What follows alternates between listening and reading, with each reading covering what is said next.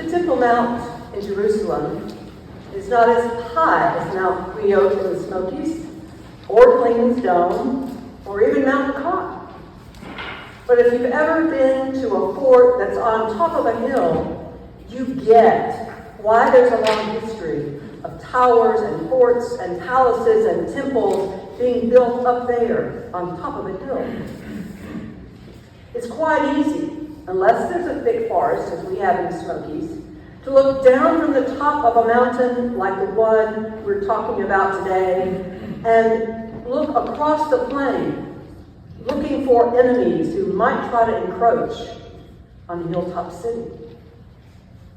Jerusalem is built on a ridge of 3 main hilltops, and it has valleys on 3 sides of that ridge. King David first captured the site from the Jebusites and decided to make Jerusalem his capital because he thought that would be a strategic place to unite the tribes of Judah to the south with the northern Israelites, unite them all into one kingdom. Jerusalem then became the site of the temple that David's son Solomon built, the place where God was said to be directly present in the temple to those covenant people. Lamentations, our reading today, speaks of the grief of the inhabitants that Jerusalem suffered when, as a result of their unfaithfulness, that city on the hill and the temple fell to the Babylonians. And then in today's Old Testament reading, Isaiah lyrically proclaims the people's joy at the mountaintop city's restoration. But you know, even without fortifications and towers, mountaintops bring us a much larger perspective than we see most of the time. When we step up to that highest overlook, we feel as if we could see forever. So a mountaintop is territory of triumph and peace. Think about the last time you climbed a mountain and were able to look out at that vista for miles and miles. It's easy on that mountaintop perch to feel as if we share a tiny bit of a God's eye view, seeing all this expanse beneath us. If you've hiked up Pecan or any other of the peaks in the Smokies, then I'm guessing you have felt, as I have, that old sense of triumph when you finally make it to the top. You finish all that work of climbing, all that work that happens while you're just looking down at your feet as you go up, or looking out at the evergreen boughs around you, and finally you step up and there's this endless horizon. What could feel more triumphant, more successful, more worthy of being at least just a little bit proud? So imagine being one of Jesus' ancestors or his contemporaries, climbing up to Jerusalem, tribe among tribe, a huge crowd, going up to attend religious festivals in the temple. And as they climb that mountain, they are all singing Psalms 120 through 134. Singing psalms as they climb up the mountain. Thousands of people doing it. Those psalms are called the Psalms of Ascent. They're a liturgy of praise as the people of God sing them, walking up the hill to the Temple Mount. In Isaiah's picture, whole nations are streaming up to the mountaintop in praise of receiving God's teaching.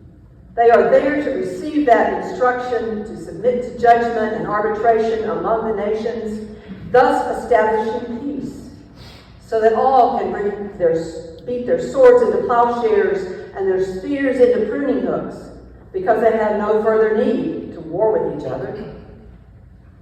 They walk up that mountain in faithfulness into the light and peace of the Lord.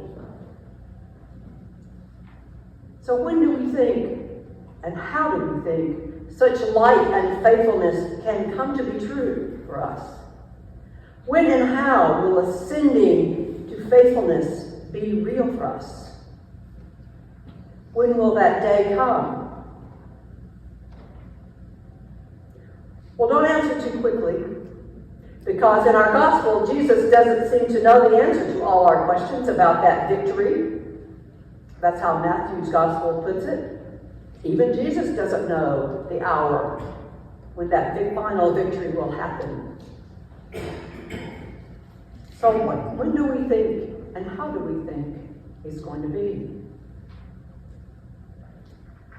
Okay, so I'm not going to ask for a show of hands here, but just let me ask you, does anybody else here today besides me feel inadequate at this time of year? Advent?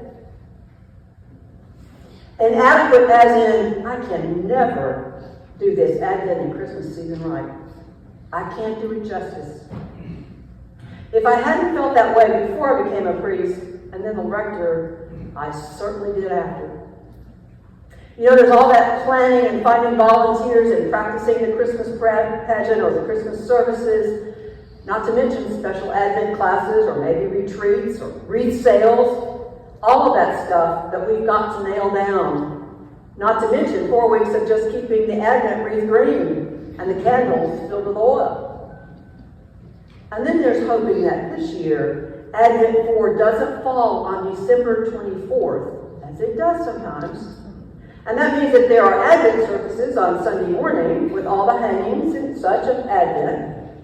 And then that's got to be changed to Christmas stuff for 2 Christmas Eve services in the evening. One at suppertime maybe, and another one around that ends at midnight.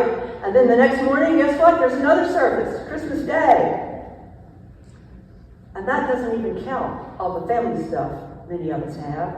Shopping and wrapping gifts, mailing some early enough so they'll get there before Christmas Eve, planning and buying the groceries for a family meal, a big gathering, cooking as much as possible ahead of time because we've got all this church stuff to do, and then coming home from the church and finishing the cooking and laying the table for that family feast. That may not be your pattern, but my guess is you have your own version of this Advent to Christmas frenzy. At least some of you do. So I'm here to pass on some good news from Jesus. Some good news from the Gospel according to Matthew. Fear not. Well, Jesus doesn't exactly use those words in our reading from the Gospel today, but that's at the core of what he's trying to say, because he doesn't even know himself exactly what to expect when the world is going to be made right. We do know that we need to keep awake, because he tells us that. Fear not, and keep awake. Maybe you need to hear that good news almost as much as I do. Fear not, but keep awake.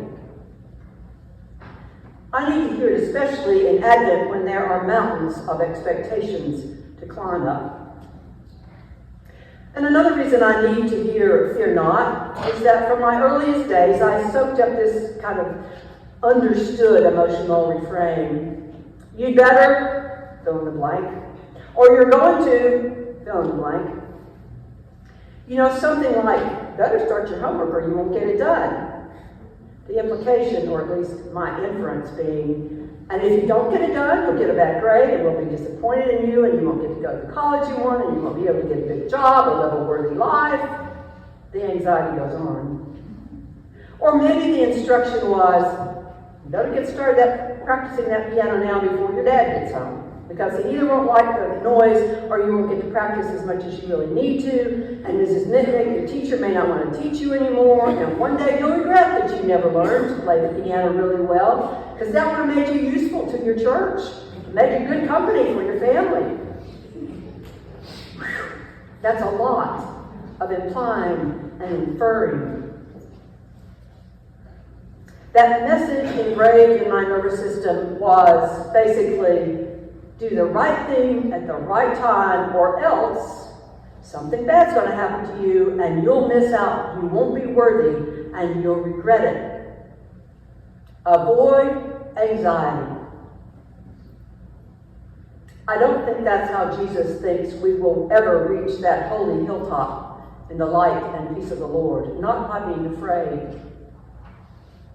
Of course, some fears and anxieties give us fight or flight responses in true emergencies, and those are really helpful. You know, it's good to get out of the stream with your inner tube if you are in a lightning storm.